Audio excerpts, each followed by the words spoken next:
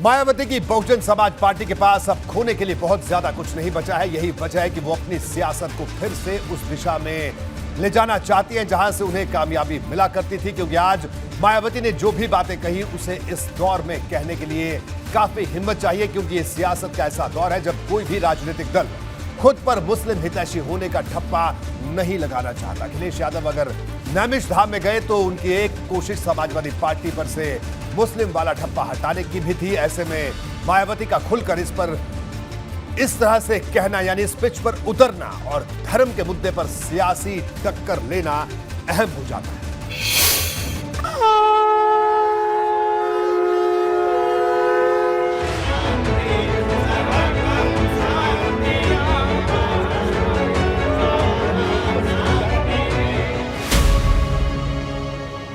जिस दौर में कांग्रेस से लेकर समाजवादी पार्टी तक मंदिर की परिक्रमा कर रहे हैं, उस दौर में मायावती मुस्लिम मोर्चे पर डटकर खड़ी हो गई। जिस दौर में नेताओं का माथे पर तिलक लगाना, लाल चुनरी ओढ़ना, हवन पूजन करना आम हो चुका है, उस दौर में भी मायावती हिंदुत्व और हिंदू भक्त होने पर चुभने वाला हमला कर रही हैं। साथ ही ये भी नसीहत दे रही हैं कि हिंदुस्तान सिर्फ हिंदुओं का नहीं बल्कि बाकी धर्म के लोगों का भी देश है। जबकि बीएसपी सभी धर्मों का एक बराबर सम्मान करती है, क्योंकि अपने देश में अकेले या हिंदू धर्म को मानने वाले लोग ही नहीं रहते हैं, बल्कि मुस्लिम, सिख, ईसाई, पारसी व बौद्ध आदि इन विभिन्न धर्मों को मानने वाले लोग भी रहते हैं। और हमारा कोई छुपा एजेंडा नहीं है जी, कोई हिडन एजेंडा नहीं है। हमारी सरकारों ने हमने जो जो बातें अपने संकल्प पत्रों में, घोषणा पत्रों में कही हैं, वो सब हम पूरा कर रहे हैं। हमारे देश के प्रधानमंत्री जी के नेतृत्व में हमने सारे अपने एजेंडे को पूरा करने का काम किया है और हम उसी विषय को आधार पर अपने देश की व्यवस्था का संचालन करने का संकल्प के साथ हम लोग सत्ता में आए।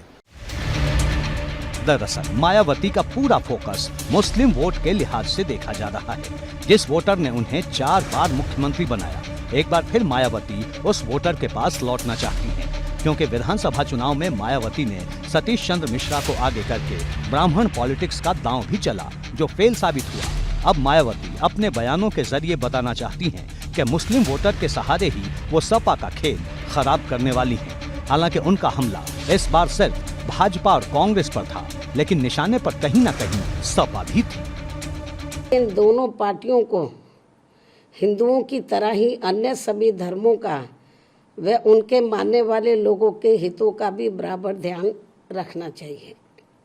यही उचित होगा। आज भारतीय जनता पार्टी गरीब कल्याण के साथ धर्म, जात, मजहब से दूर होकर के केवल सबका विकास और सबका साथ की राजनीति कर रही है, सबके विश्वास से राजनीति कर रही है और इसमें सबका प्रयास शामिल है। बहन जी को भारतीय जनता पार्टी की नीतियों से प्रभावित होकर के उनको भी इसी तरह की अपनी सोच बनानी चाहिए और लगातार तुष्टीकरण की और समाज को बांटने की जो राजनीति कर रही हैं वो चलने वाली नहीं है। उत्तर प्रदेश में मुस्लिम वोटों को लेकर ही सबसे बड़ी तकरार है। सपा जहां इस वोट को अपना मानकर चलती है, तो ओवैसी से लेकर मायावती तक वक्त वक्त पर उसकी टेंशन बढ़ाते रहते हैं। और मायावती ने इस बार फिर साफ कर दिया कि मुस्लिम वोट उनकी प्राथमिकता में है। पिछले कुछ समय से धार्मिक द्वेष की भावना से जो अब यहाँ ऐतिहासिक स्थलों व रिकॉर्ड आदि के साथ छेड़छाड़ किया जा रहा है, ये भी ठीक व न्याय संगत नहीं है। इससे आपसी भाईचारा व सद्भाव पर भी काफ़ी बुरा असर पड़ रहा है, प्रभाव पड़ रहा है। साथ ही इससे कानून व्यवस्था भी बिगड़ती है। भारतीय जनता पार्टी सभी धर्मों का सम्मान करती है और अगर हिंदू की बात, तुम आज से 10 साल 9 साल पहले कोई नेता अपने को हिंदू कहने में शर्म आती थी, और आज आप देखिए छद्म हिंदू लगातार कोई माला पहन के, कोई जनेऊ पहन के चल रहा है, सभी लोग कर रहे हैं। और हिंदुत्व का मतलब हिंदुस्तान में रहने वाले सब लोग, और हम लोग सभी धर्म को, हिंदू, मुस्लिम, सिख, ईसाई, कोई पारसी, सभी को साथ लेके चलते हैं। मायावती के ये बयान उन्हें मुस्लिमों के करीब तो ले जाते हैं, लेकिन मुसलमान उनके कितने करीब आएंगे, इस पर सवाल है। विधानसभा चुनाव हो, आजमगढ़ लोकसभा सीट का उपचुनाव हो या फिर नगर निकाय का चुनाव, मायावती ने हर बार मुस्लिम दांव ही चला।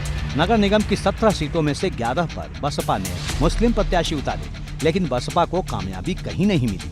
मायावती धीरे धीरे अब ऐसा रास्ता तैयार कर रही है जो आने वाले समय में सपा को चुभने वाले नतीजे दे।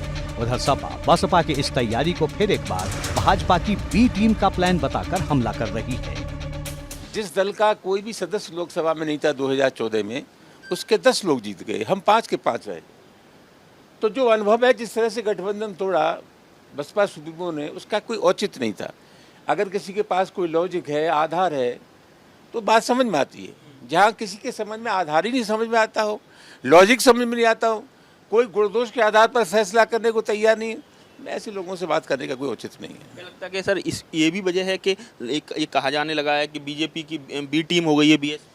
मैं नहीं जानता क्या हो गई है, लेकिन बसपा सुप्रीमो का हर एक फैसला, हर एक बयान बीजेपी को लाभ देने वाला है, प्रतिपक्ष की ताकत बढ़ाने वाला नहीं है।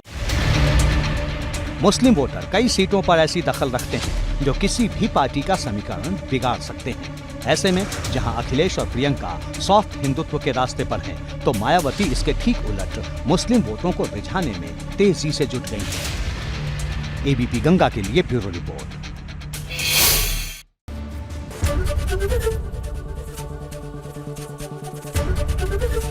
एबीपी गंगा, खबर आपकी, जुबान आपकी।